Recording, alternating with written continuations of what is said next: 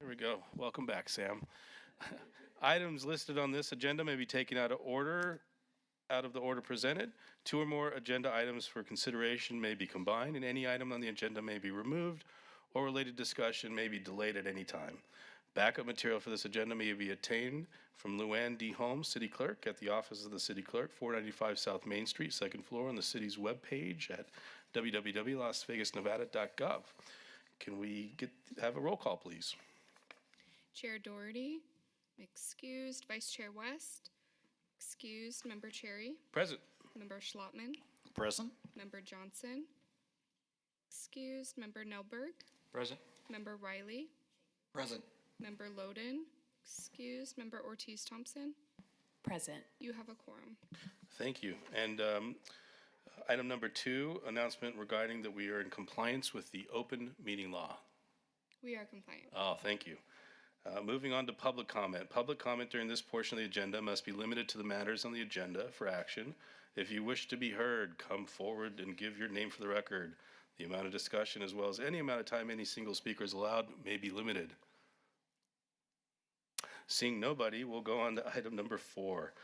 Excuse me, Chair, if you can close the public comment. Yep.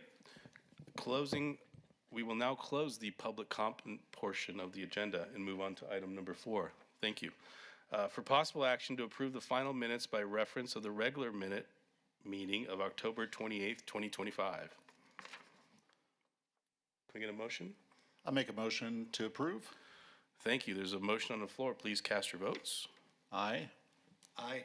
Aye. Aye. Aye. That motion carries. Okay, moving on to item number 5, report by Tracy Reich, Redevelopment Manager, regarding development area incentive changes. Good afternoon, everybody.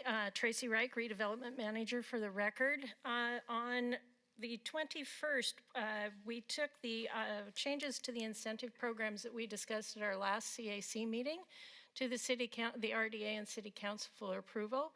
They approved those. I wanted to just run through them and give you a quick update where we landed. The recently proposed, I suppose if the clicker's up there.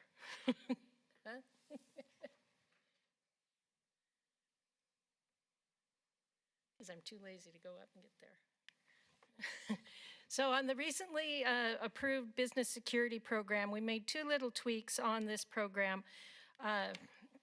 Basically allowing eligibility for buildings that don't have retail storefronts, allowing property owners to do some upgrades before they have tenants, and then allowing tattoo shops as an eligible business type. This is a theme you'll hear throughout the incentives. When the first RDA incentives were put together, tattoo shops had a different connotation than they do today, and it was recognizing the need to upgrade that piece. On the visual improvement program, we made some changes there to where now the maximum that can be applied for is $50,000. Still requires a 2-for-1 match. So for every $2 a developer expends, we can match $1 up to $50,000 of eligible expenses. Unless you're in a targeted area. We created a new targeted area on the historic west side that is mostly the core from MLK to the freeway, Bonanza to Owens, I think it is. I should have brought the map. Anyway, it's a targeted area where the match is not required. There was no definition of significant improvement. We updated that to where a significant improvement is defined. The zoning code list was out of date. It did not include form-based code, and by the time we started adding everything in, it was easier to just say, these are the zoning codes that are not eligible: industrial, manufacturing, single-family homes, those non-commercial properties. So we changed that within the application. We added tattoo parlors are eligible. We did put in that new construction, there's a limitation for the first year with new construction. The intent of redevelopment and these incentives is to reduce blight, and a brand new building is already reduced blight, so give them a year to age before they can apply for the program. with that. And then a little in the application, just emphasizing that permits and entitlements are still required if necessary for their improvements. We've had a number of folks go to the building department and say, hey, I got a VIP, I don't need permits. And yeah, you still need permits. So just emphasizing that in that program. On the multifamily residential program, we changed the name from the multifamily residential unit improvement program and the multifamily residential visual improvement program to the multifamily residential renovation program. Took out a few words, made it a little bit more descriptive of what it actually is. It still stays with both interior and exterior. We upped the amount or the amounts for 50,000 and 25,000 for interior and exterior. That we did change the current program was supposed to be 4 or more units. It ended up there was a lot of language things in this, and it doesn't match the general idea of what people think of multifamily, which is 5 or more units. And so we've updated that to 5 or more units. A fourplex would still qualify if there were multiple fourplex on one APN acting as a complex versus a single fourplex by itself on an infill piece. We upped the expenditures from $20,000 per door to $30,000 per door for the baseline for eligibility. That just is a reflection of the amount of construction costs right now. The idea was that these are supposed to be substantial improvements. $20,000 per door, get you paint, as you all know, it'll get you paint and maybe a couple other things right now. So moving that needle just a little bit to be in line with today's reality. And then we also were taking out the blanket mass leasing contracts. So units must be leased to individuals and families for up to 12 months. So to really keep in line with this isn't for group homes, this is for putting new units to house individuals and families within our downtown. Also, this was the intent originally, but it was never really called out as just in enforcement that single-family home conversions are not eligible. We want to keep our single-family homes. We just want more housing on top of that. And then we added what a definition of a unit is. We had a bait and switch during one. The switch happened at council, and there was a little bit of a explosion between the council person and the applicant, and so we don't want to see that ever again and created a definition of a unit, which basically is there is a kitchenette, a bathroom, and a living bedroom area with that. So the basic studio definition or more. And then the last part, which is the fun part, is we created a new incentive, the tenant improvement program. This one rebates up. It's very similar for those that have been around a while to the old office tenant improvement program, but it's not limited to office. It's a commercial tenant improvement program. Rebates up to 10% of tenant improvement value. Maximum amount that they can be applied for is $50,000 for properties 2,500 square feet to 4,999 square feet, and $95,000 for properties at 5,000 square feet and above.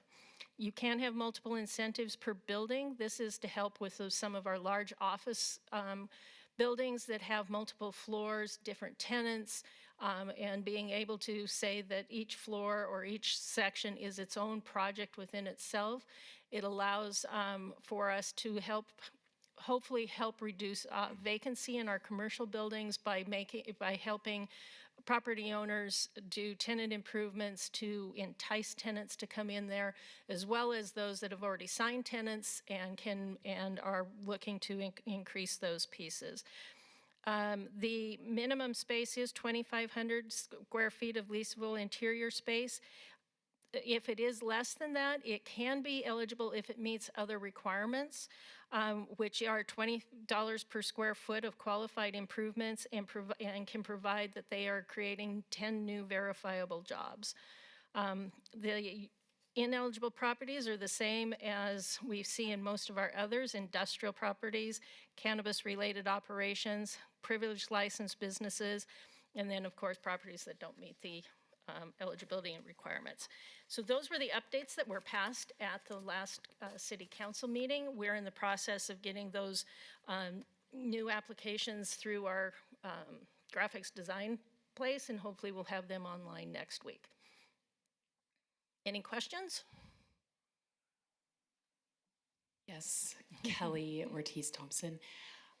When will this new tenant improvement program begin? Tracy Reich, Redevelopment Manager for the record. Technically now. It was eligible right after that. I just don't have the application packet polished. So we'll have it online.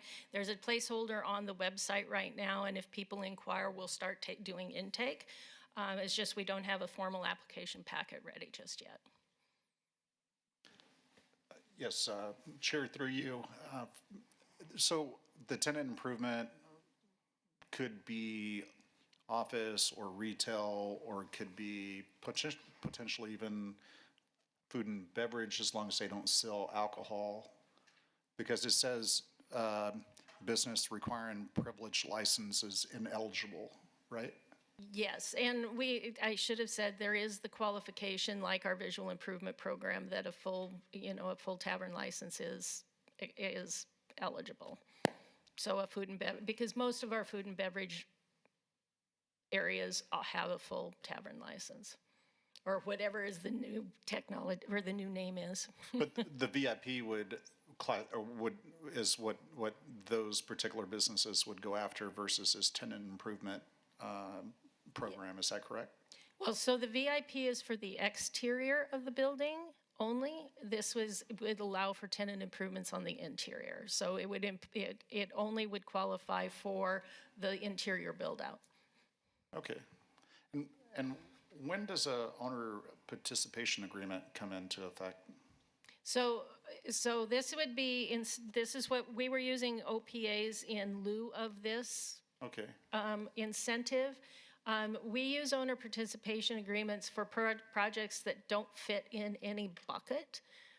So we're trying to, if we get a number of them that are similar to that means we need an incentive program for that particular thing, so that we don't use an owner participation agreement for that. We then have an incentive program to cover it. And that's, we had tried this with the office tenant improvement program, and we got like 2 in the time, decided that it wasn't doing that, but now we're seeing a number of requests through the VIP program that were for interior improvements for food and beverage. Echo is a good example of one that we did through an OPA because of that. We did one in the B of A building as an OPA because of we didn't have the right tools for those type of things. So this takes that place. And then I didn't see, what was the contribution the city would be able to make on the multifamily? It is still $50,000 for interior and $25,000 for exterior, maximum of $75,000 per project. Okay, thank you. Thank you for all that info. Yeah. Any other questions? Seeing no other questions, thank you for the report, and we will move on to item number 6, report by Tracy Reich, Redevelopment Manager, regarding an update of the establishment of Redevelopment Area 3.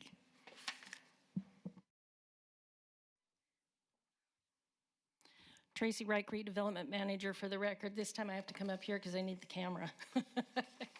So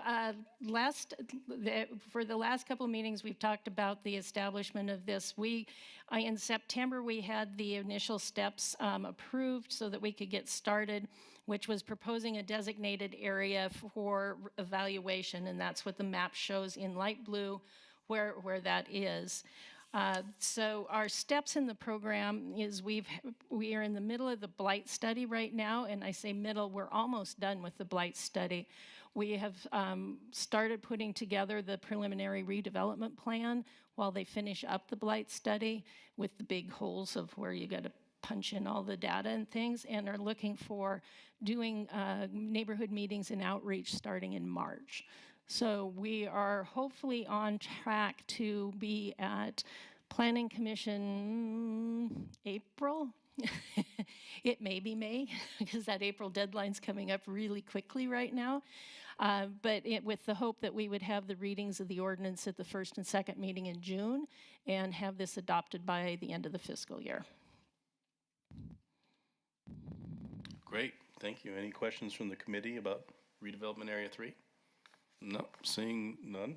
Trinity? Yes, Chair through you. So the redevelopment area 3 has officially been established now and adopted by City Council, is that correct?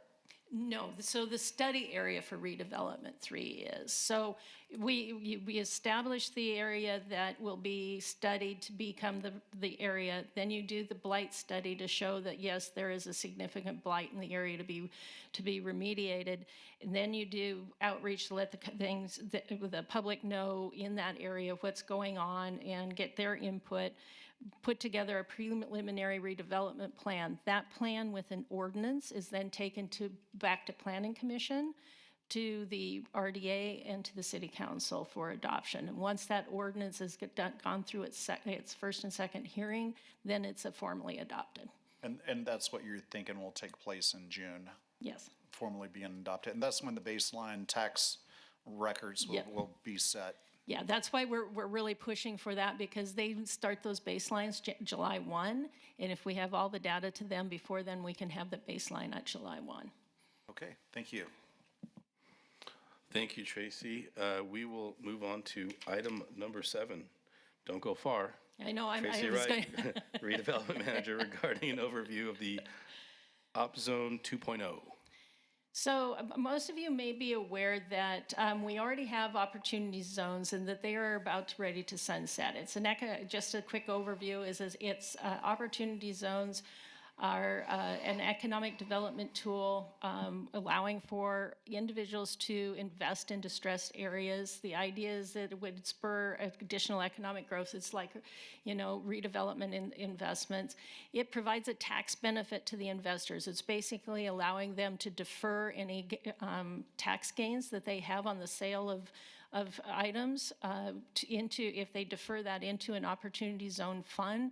Hold it for 10 years, they can defer the taxes on those capital gains.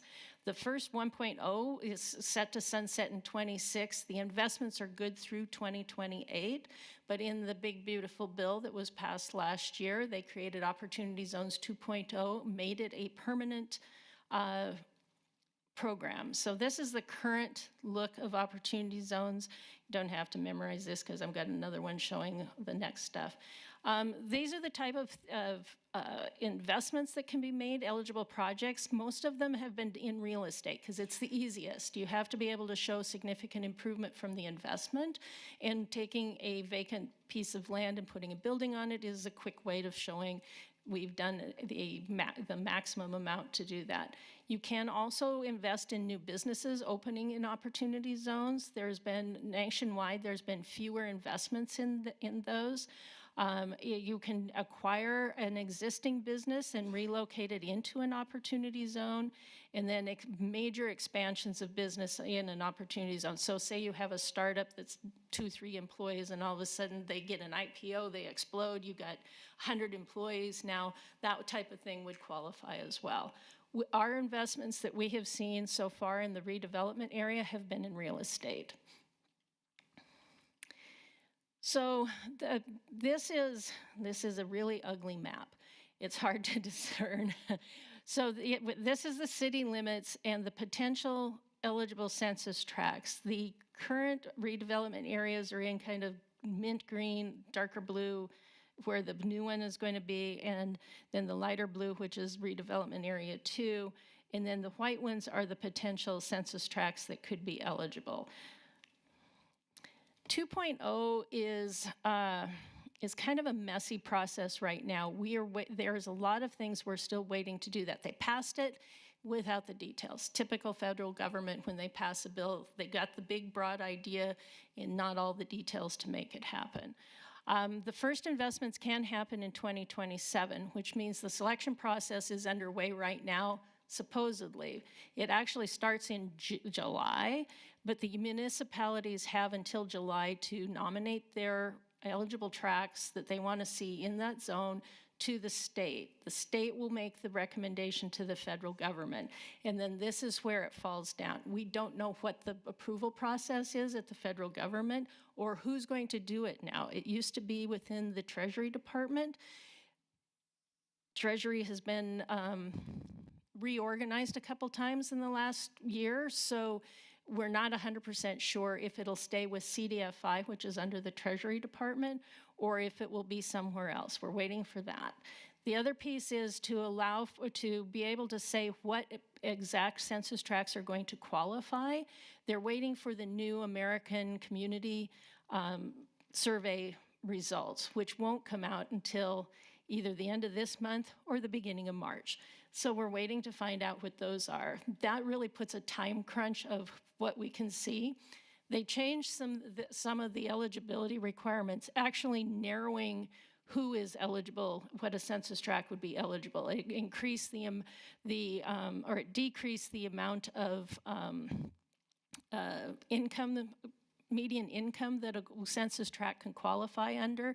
It also said that it also gave rural areas more bonuses, took a couple away. It's still a little murky how that is all going to play out.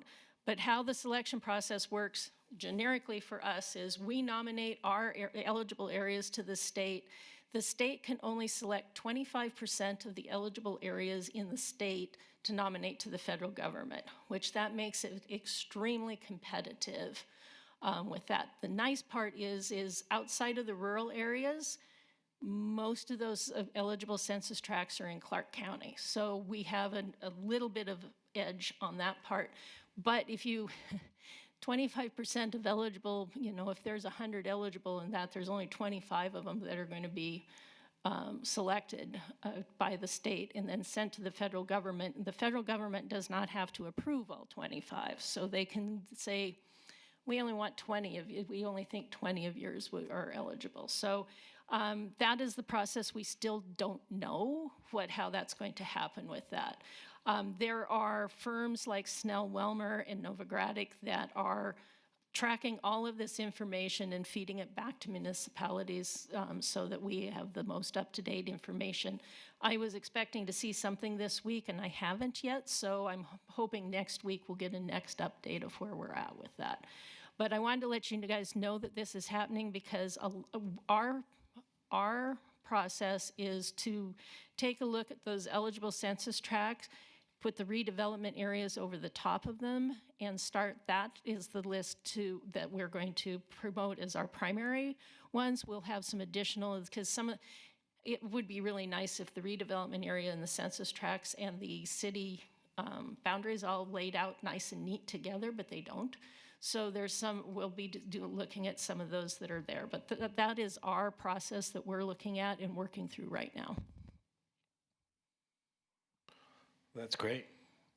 Thank you for the report. I will start off by saying I think it's so important for downtown to have a really tight overlay of the op zone stuff. Our current project that we're doing and the previous project that we did in Fremont East were both op zone.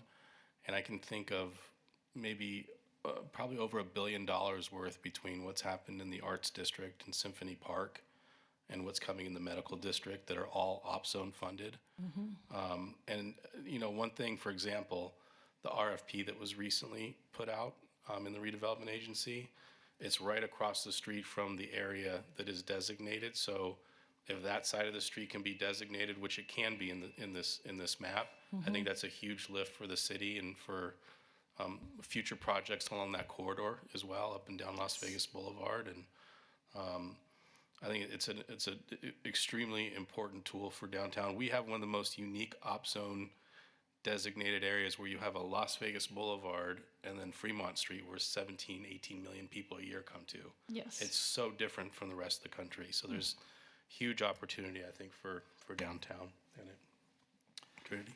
Yes, I appreciate you explaining how the opportunity zones get selected. I didn't know that the city actually took a part in, you know, selecting those areas, and it's sent to the state and then the federal government. So thank you for that report. You know, I build a lot in the Arts District, and and everybody is opportunity zone, opportunity zone, opportunity zone, you know, big investment, and everybody wanting to throw dollars into that area. But everybody who I talk to says, we don't want to go north of Charleston because it's outside the opportunity zone. So I think what we are seeing is an exceptionally large investment going into the area south of Charleston. And I think that area is doing really good, and we're going to continue seeing some growth. I would encourage y'all to take a look at north of Charleston to kind of see if we can broaden that growth north of Charleston, where there's a lot more vacant properties. But I don't know if it fits the criteria. You'll have to figure that out. It might not, so. You know, it's Tracy Reich, Redevelopment Manager for the record. It is a product of our success, the fact that we have higher net worth individuals living in Jewel and Newport and Soho, and that is what drove the income level up and the census tract from being distressed to being higher. So we're kind of a victim of our own success in that area. Symphony Park is going to be at risk because of that as well. And so that's why we're like waiting with bated breath for that last bit of information with that. Mr. Chair, you're a little bit ahead of your time. You shouldn't have built those so soon. Sam Cherry, blame me. I'll take the hit.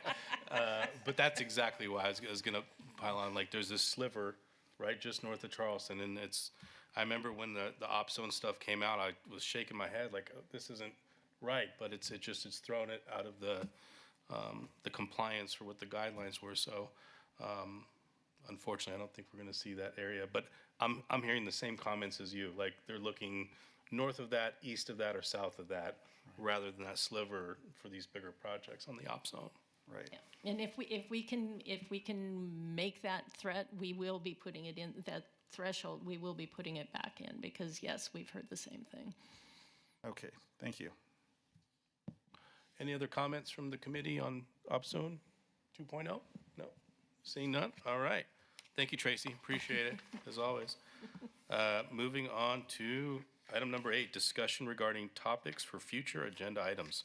Comments made during this portion of the agenda by individual members shall refer solely to proposals for future agenda items, and any discussion shall be limited to whether or not such proposed items are within the purview of the committee and whether such proposed items shall be placed on future agenda.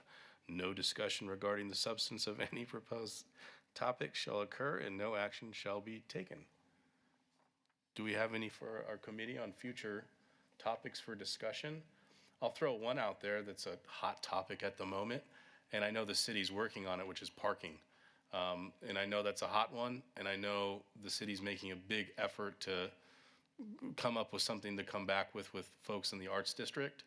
And I hope us on the committee, we can help bridge that gap in conversation, because there's a lot of misinformation that's out there that gets put out there. So anything we can do as a committee, I think would be great on that topic.